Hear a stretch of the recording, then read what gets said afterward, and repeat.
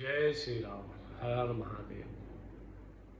आज 5 राज्यों में चुनाव। असम, बंगाल, तमिलनाडु, पांडिचेरी, केरल।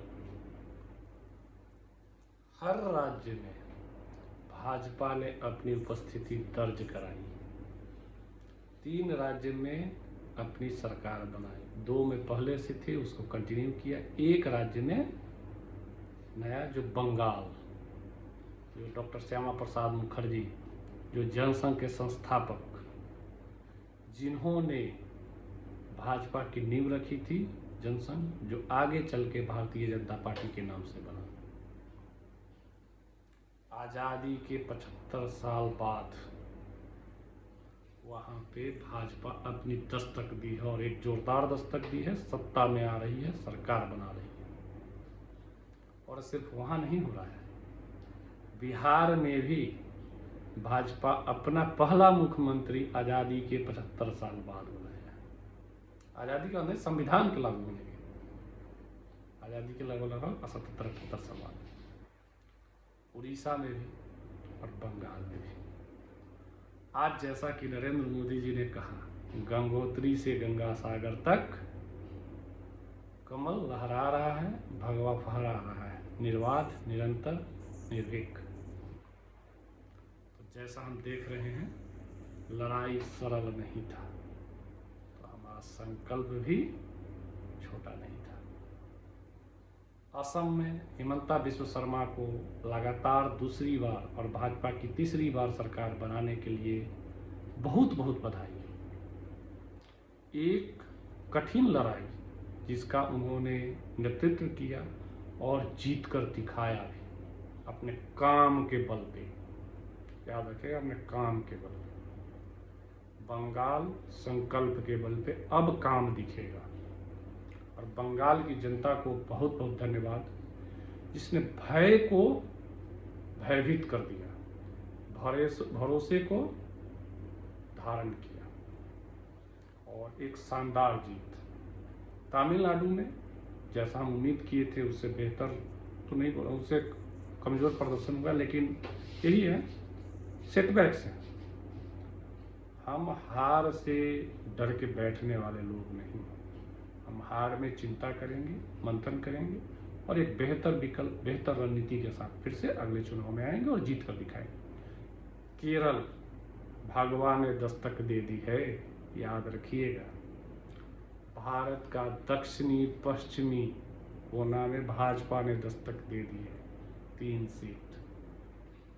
अगला इलेक्शन देखिएगा, अगला इलेक्शन तमिलनाडु, केरल फोकस करके रखिएगा। आने वाला बहुत महत्वपूर्ण इलेक्शन है कांग्रेस के लिए। और फिर से बोलूँगा, मोदी जी ने पहले एक नाम दे दिया था, माओवादी Muslim party, MMC।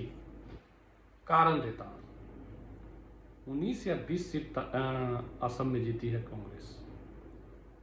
4 Hindu candidate हैं, 15 मुस्लिम। केरल में सरकार बनाने के लिए कांग्रेस को मुस्लिम लीग से गठबंधन करना पड़ा। क्या मोदी जी ने गलत किया था? 2018 में छत्तीसगढ़ में सरकार बनाने के नक्सलियों से गठबंधन करना पड़ा था कांग्रेस को। ये है माओवादी मुस्लिम कांग्रेस। और सोशल मीडिया की लड़ाई होती रही, कुछ लोग कहीं तक ले गए, उनके लिए इतना ही बोलूँगा, अगर तुम इतने मुखर होकर विरोध ना करते तो इतने हम जम के भी न लड़ते।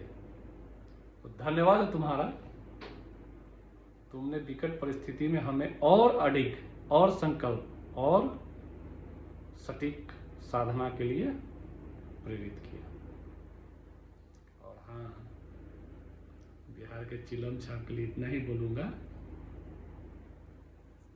कम से कम कुछ समय के लिए मुंह बंद कर लो, नहीं तो पता लगा कर्नाटक से बच गया, तेलंगाना से बच गया। जिस दिन बाबा जी के हत्थे चढ़ जाओगे, बाबा जी भाई, अब गलती करोगे, कानून के दायरों में जाओगे तो जाओगे भाई, नोबडी कैन सेव यू। तो अगर पर्दे के पीछे से भी कोई हेल्प करने का तुमको वादा किया है तो भूल जाओ। हाँ, अब भाजपा और भगवा की लड़ाई और मजबूत होगी उत्तर प्रदेश में। और हम उम्मीद करते हैं कि हम संगठित होकर सटीक तरीके से, बिना भय में आए, बिना अति उत्साह में आए, मैं फिर से बोला, बिना अति उत्साह में आए हुए जनता के विश्वास को जीतकर, जनता के लिए कार्य करके हम भगवा का मार्ग प्रशस्त करेंगे। हम उस सरकार को लाएंगे जिसने उत्तर प्रदेश को आतिक अहमद के आतंक से मुक्त किया। हम उस योगी जी की सरकार को फिर से तीसरी बार लाएंगे जिसने मुख्तार अंसारी को मिट्टी में मिला दिया। हम योगी जी की उस सरकार को लाएंगे जिनके नेतृत्व में, जिसके शासनकाल में भगवान राम टाट से ठाठ में गए। हम उनके नेतृत्व में भाजपा की सरकार लाएंगे जो संबल में शुद्धिकरण हुआ। हम उनके नेतृत्व में भाजपा की सरकार लाएंगे जिनके नेतृत्व में वृंदावन कॉरिडोर बन रहा है। माधव की जन्मभूमि के लिए संघर्ष एक अलग रफ्तार पकड़ चुका है। सावधान रहना पड़ेगा उन कालनेमियों से जो हर दूसरे दिन कुकुरमुत्ते की तरह कट्टर हिंदू बन के पैदा हो जाते हैं। हिंदू बनिए, आपकी लड़ाई सरल होगी। कट्टर बनिएगा तो आपके पीछे दूसरा वाला रूप आपका आएगा, स्क्रैच है, कट्टर झट्टर, you will get a Abdul behind that. वो संदेह होने लगता है और प्रूव हुआ है टाइम टू टाइम।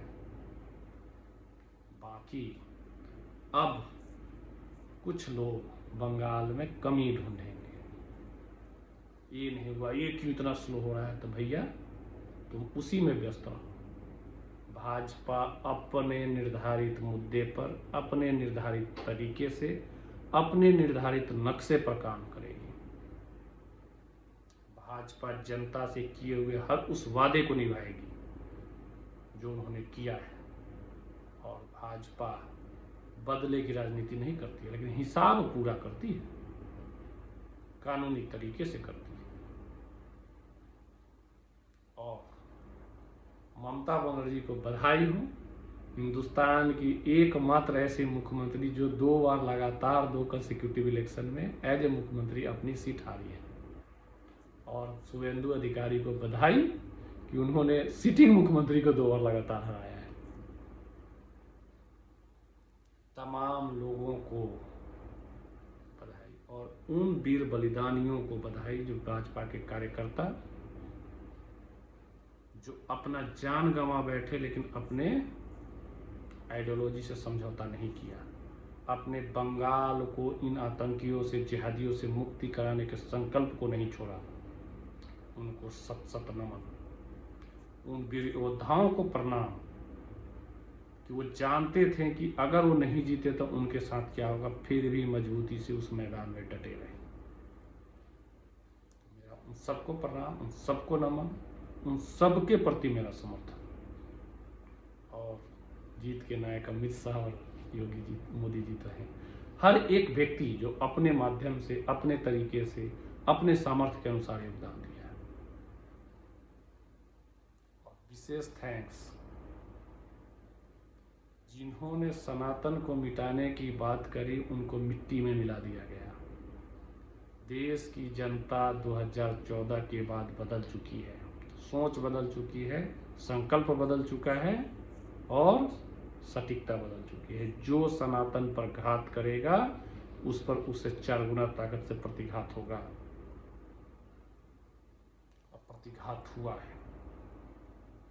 बंगाल में देख लीजिए, मैं वो समय क्षण नहीं भूल सकता जब 2021 का एक इलेक्शन कैंपेन चल रहा था। एक बच्चा या बच्ची थी जिसने ममता बनर्जी को देख के जय श्री राम का नारा लगाया था और ममता बनर्जी गाड़ी रोक के बोलती है तुम्हारी खाल उतरवा लूंगा। एक मुख्यमंत्री का एक 8 साल 10 साल के बच्चे के साथ ऐसा व्यवहार, ये आपके मानसिक कुंठापन, आपके दिवालियापन का प्रतीक था। जो आज रो रहे हैं उनके साथ ऐसा हो रहा है, उनके गिरेबान में झांक के देखना चाहिए जो उस 8-10 साल के बच्ची या बच्चे का क्या दोष था। जिनको सनातन में खटमल कॉकरोच दिखा उनको मिट्टी में मिला दिया, वही तमिलनाडु की सरकार के वहाँ के लोगों ने। जिन्होंने दीपोत्सव जलाने के लिए सुप्रीम कोर्ट तक के फैसले को चुनौती दिया था पुनर्विचार के लिए, उनको मिट्टी में मिला दिया। बोलते हैं 2014 के बाद क्या बदला? 2014 के बाद यही बदलाव हुआ। जिसने सनातन के सार्वभौमिकता को चैलेंज किया, उसके अस्तित्व पर क्वेश्चन मार्क खड़े हो गए। रही बात राजनीतिक लड़ाई, नरेंद्र मोदी हैं, अपने तरीके से लड़ रहे हैं, क्योंकि उन्हें पता है राजनीति में उनका विकल्प क्या है, उनके पास रास्ते क्या है, उनके पास कितने सामर्थ्य है, उनके पास कितनी ये है, उस हिसाब से अपना लड़ रहे हैं और लड़ेंगे और अच्छे लड़ रहे हैं।